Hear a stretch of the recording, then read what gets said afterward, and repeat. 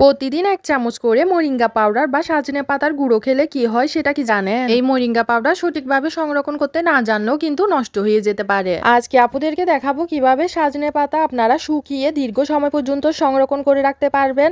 আর প্রতিদিন এই সজনে পাতা ১ চামচ করে খেলে আপনাদের স্বাস্থ্যের কি কি উপকারিতা পাবেন। প্রথমে সবগুলো সজনে পাতা ভালোভাবে ধুয়ে নিতে হবে, তারপর শুকিয়ে নিতে হবে।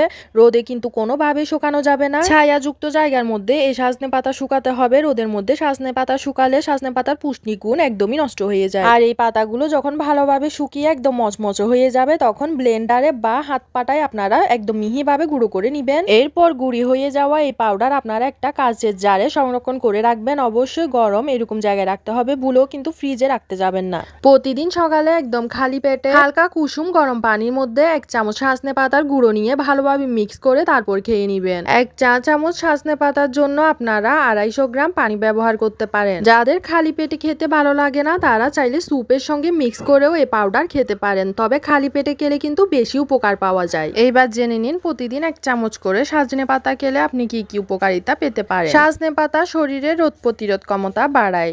সজনে পাতায় রয়েছে ভিটামিন সি, যা শরীরকে ভাইরাস, সর্দি, কাশি, জ্বর এগুলো থেকে রক্ষা করে। ডায়াবেটিস নিয়ন্ত্রণে সজনে পাতা একটি গুরুত্বপূর্ণ ভূমিকা পালন করে। সজনে পাতা খেলে আমাদের হজম শক্তি খুব ভালো হয়, আর আমাদের শরীরে যদি রক্ত স্বল্পতা থাকে সেটাও কিন্তু দূর করে। শুধুমাত্র তাই নয়, ত্বকের যত্নও কিন্তু আপনারা সজনে পাতা ব্যবহার করতে পারেন। নরমাল টেম্পারেচারে থাকা পানির সঙ্গে সজনে পাতাগুলো ভালোভাবে মিক্স করে আপনারা স্কিনে লাগিয়ে রাখবেন আধা ঘন্টা মতো, তারপরে ধুয়ে ফেলে দিবেন। এতে করে কিন্তু আপনাদের ত্বকের ব্রণের যে সমস্যা আছে সেটা কিছুটা সমাধান হবে। যেসব আপুরা নতুন মা হয়েছে, বেস্ট ফিডিং করান, তারাও কিন্তু এই সজনে পাতার গুঁড়ো ১ চামচ করে খেতে পারে। এতে করে কিন্তু দুধের পরিমাণটা অনেকটাই বেড়ে যায়। সজনে পাতার গুঁড়ো কাচের বয়মে রাখলে কিন্তু অনেক দিন পর্যন্ত সংরক্ষিত থাকে, আপনারা নিশ্চিন্ত রাখতে পারবেন। কারা কারা সজনে পাতার গুঁড়ো প্রতিদিন খান অবশ্যই আমাকে কমেন্ট করে জানাবেন। আর এখানে যে পোলাও পাতাগুলো দেখতে পাচ্ছেন এগুলো কিন্তু আমি পাশের বাড়ির ভাবির কাছ থেকে নিয়ে এসেছি। আমাদের কিন্তু সজনে গাছ নাই, সজনে পাতাগুলো কিন্তু আমি পাশের বাড়ির ভাবির কাছ থেকেই নিয়ে এসেছিলাম। ভাবির ছাদে জাস্ট